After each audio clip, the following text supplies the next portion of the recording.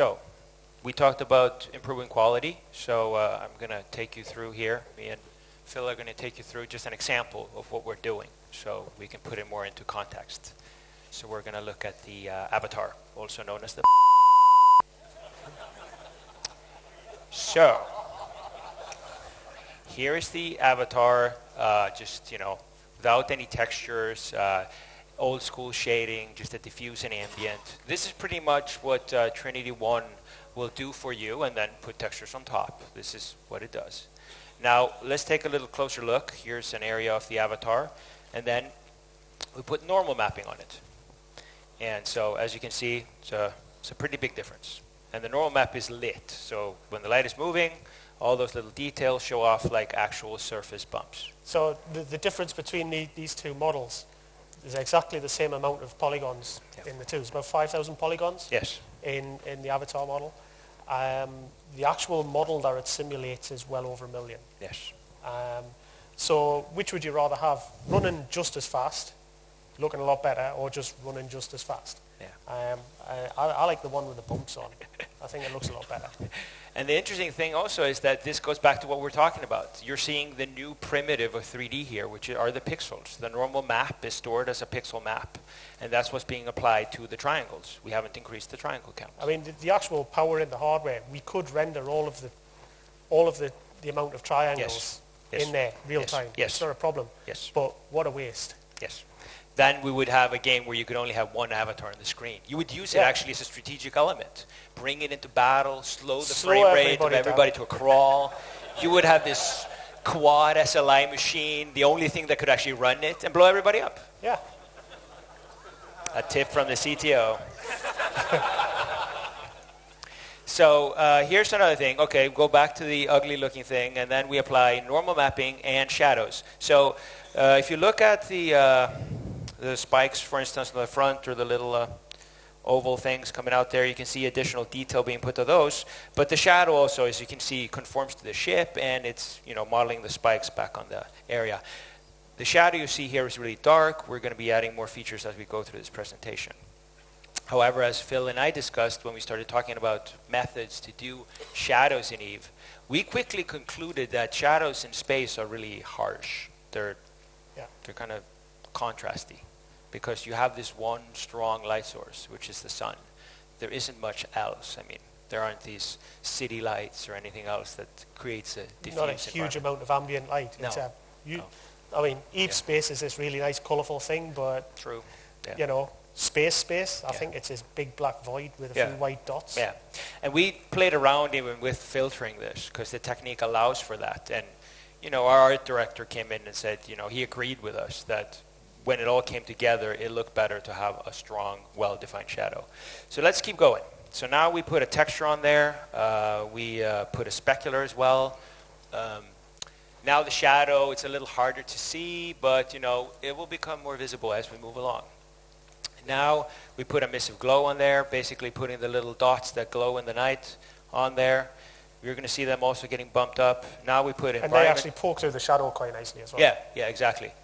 Which is nice, because now when you see the avatar rotate, you can really see the shadow falling over it, and these lights really come to life. Now we move on to putting an environment reflection on, and this is also a pretty big thing. We're actually reflecting the nebula now. We're allowing the artist to create metals that reflect the actual nebula based on where you're in the scene, and we actually have different reflection maps even. We have a more blurred one that allows you to create the look of a brushed metal, and then we have a really sharp one that allows you to create something that looks more like a mirror. And well, it shows how much of a tech geek I am and crappy artist, is that I've been whining to the artist that we don't have a ship in EVE that has like a mirror surface on it, just because I really like to see the reflection and seeing how it's pixel. Things, It's just I love seeing how pixel perfect it is. You look at it and you're like, oh, there's that pit and it's over there, nice. But they keep telling me it looks like crap, so they're not going to do it. Doesn't mesh. Then it's a Fresnel effect, which is pretty interesting. We have a Fresnel effect in the old content, and the old Fresnel effect does a lot for EVE. as Rainer, who's then the art director on EVE, claims that it's one of the things that made the EVE spaceships look really good. And it was a thing that made EVE really different from a lot of the games that were out there. That was the Fresnel effect. It's basically the effect of reflection and specular getting stronger as you look at them from a glancing angle. And as you can see on the front of the ship now, how bright it gets. And back in the days, on the old architecture, we had to do this with cube maps. It was the only way to do it. So it was a camera reflection vector used to look up in a cube map. But today, as we've been talking about, now we're doing it on the GPU. So now it's actually no more cube maps. It's just calculations. We're using formulas. And so if you look at this picture as well, it actually shows the shadows a lot better. Yeah, exactly. They're starting to jump out because you've got all of the stuff started to add together. Yeah. And the same goes with the specular. Specular maps had been modeled trying to use different techniques like cube map lookups. Now we're using complex formulas for a specular curve. We actually have a composite curve that allows you to do really different kinds of specular highlights, which is great. It allows us to go from skin to metal and everything in between. Now, dual material. It doesn't show too well on this one, but I'll show you another picture. Basically what I'm talking about is that it changes now, so the overall model actually has two sets of all of the stuff I've been talking about. So you can define two different kinds of metals or whatever you want, and have those two materials be completely mixed on a triangle, just looking up in one texture to see which material to pick. So essentially you can have more than one material on a triangle, which is pretty cool. Now, ambient occlusion. It's a kind of a subtle term, or subtle effect, but you can see the difference here, especially in the back of the ship, how it gets darker there in the area of almost where the shadow ends. It basically, what it does is bring out detail in areas which don't have any lighting, because this is an area that's in shadow, so it's not getting a specular, it's not getting any diffuse lighting, it's getting a little bit of reflection, but not that much. So having the ambient occlusion on there makes that area still have detail. And then, final piece of the puzzle, specular bloom HDR. And that really makes it stick out. So. And it doesn't look like Vaseline. No. That's actually funny you bring that up, because Dan Speed, Redundancy, who many of you know, he's a really strong, proponent of non-Vaseline EVE. So he works with me in the graphics group, and he keeps, looking at this and saying, yeah, this is good. No, we can't do that. It's too much Vaseline, He doesn't want to, because like one video game developer I talked to a year ago, he's told me, you know what? Bloom in video games is the new black. And basically what he meant was that, Which is a complete oxymoron. Yeah, exactly.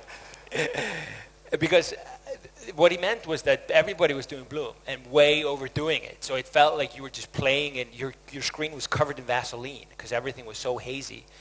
Metal Gear Solid 3 is a good example of this. It's a great looking game, but if you actually play it on your PlayStation 2, you'll notice that apparently the Metal Gear universe is all Vaseline. Yeah, a lot of games, you look at the bloom and you're looking at the world and you think, oh, that looks cool, and then you turn to the light and it's like the second coming of Christ. Yeah, exactly. And it's like, ah! Didn't that happen in Metal Gear? Well, it's like, does this look like anybody? So to summarize, these are all the different things that are going on. There's so many things that it actually falls off the slide. Yeah. Couldn't even That's fit a lot. it. Yeah, it's a lot of stuff. So just trying to explain a little bit what we're doing so people don't think we're just, slacking. So you know what's going to happen, don't you? You're going to play the game and you're going to go, it's like, whoa, look at this emissive glow, look at the HDR, look at the nebula, look at this, look at that, and you're going to be blown.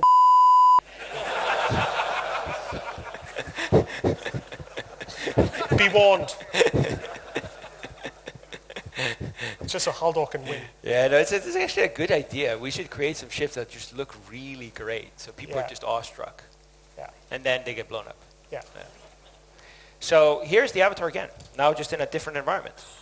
Same model, and now you can maybe more see what I'm talking about with the dual material on the front. What was happening in the scene before is that we were in a brownish nebula, golden kind of, so that the metal, which now looks silvery, was picking that mostly up. So this is what it looks in a different environment.